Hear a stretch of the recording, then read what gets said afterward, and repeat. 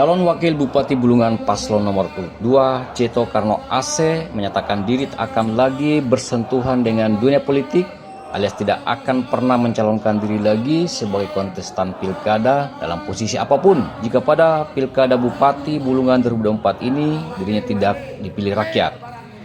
Jika tidak terpilih, artinya dia menyimpulkan bahwa masyarakat tidak menginginkan perubahan dan tidak menginginkan dirinya sebagai wakil pemimpin daerah Kabupaten Bulungan. Orasi heroik itu dilontarkan saat bertatapan muka dengan ribuan pendukung warga desa Sajau Metun, Kabupaten Bulungan di Balai Adat Masyarakat Sabtu malam lalu. Di sana, warga menyambut antusias, penuh sukacita dan kebahagiaan. Maklum, Sajau Metun adalah basis pemenangan Dato Iman AC, sebab selain AC memiliki hubungan kerabat kekeluargaan dengan warga setempat, sosoknya juga sudah banyak berkontribusi sosial di desa itu jauh sebelum dirinya masuk kontestan pilkada Bulungan. Salah satu karya sebagai sosial sosok AC adalah membangun rumah ibadah berupa gereja mentereng di desa tersebut yang menjadi kebanggaan rumah ibadah umat Kristiani setempat. AC juga sudah dianggap sebagai kerabat kekeluargaan warga desa setempat dan mendapat julukan panggilan Jalung yang artinya orang baik, dermawan yang dicintai masyarakat luas. Terakhir ada sesi foto bersama.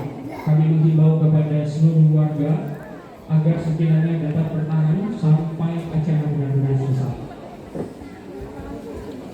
Mohon izin Bapak Ibu sekalian, puji syukur kita panjatkan atas kehadiran Tuhan Yang Maha Esa.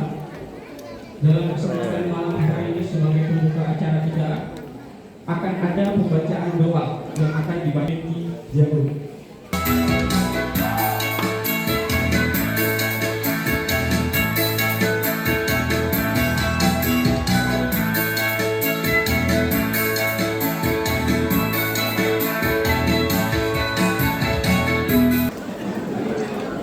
Aku tidak bisa berbicara ini karena rasanya saya senang sekali dengan Pak Ase yang telah membantu kita membuat gereja yang begitu megah.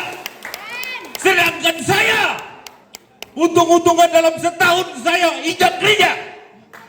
Nah sekarang kita melihat keimanan kita. Saya tetap punya iman.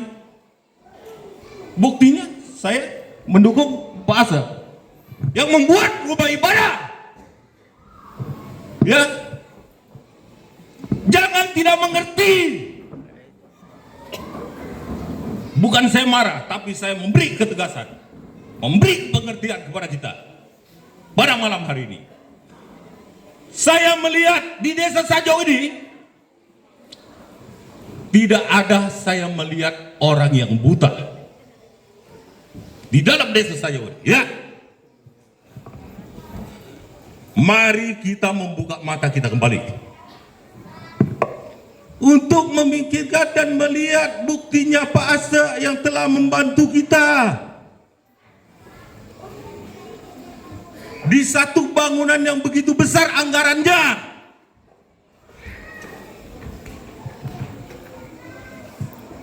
Saya rasa pikiran kita sama. Karena kita sama-sama punya mata, sama-sama punya telinga. Kalau ada yang menyimak tidak nyoblos nomor 2, berarti dia tidak punya telinga dan tidak punya mata.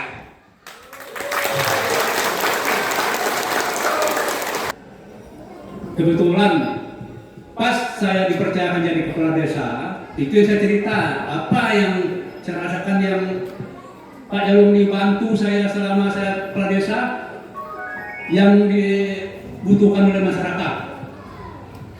Yang pertama kita ini dulu kan tidak ada jalan, tidak ada jembatan juga. Nah karena saya waktu itu memang ya kita orang tua ini kan banyak kekurangan kita, bukan kekurangan, banyak kekurangan kita, termasuk kita yang cium apa yang kita lihat di dalam desa itu yang kita pikirkan. Kalau yang macam jembatan sama jalan itu kita tidak bisa. Pak Jalur ini tahu betul dia kebutuhan masyarakat kita. Orang tuanya ke neti tepat padamu, mau tepat kota tempatisan bawah kepada gedung seperti ini karena pasir. Bukan pasir itu tempatnya saya. Saya ke tempat dulu ke kota, tempatisan dulu gereja tempat tahun 3. Saya tempat dulu ke kota, saya tempat pasir itu lah. Saya cuman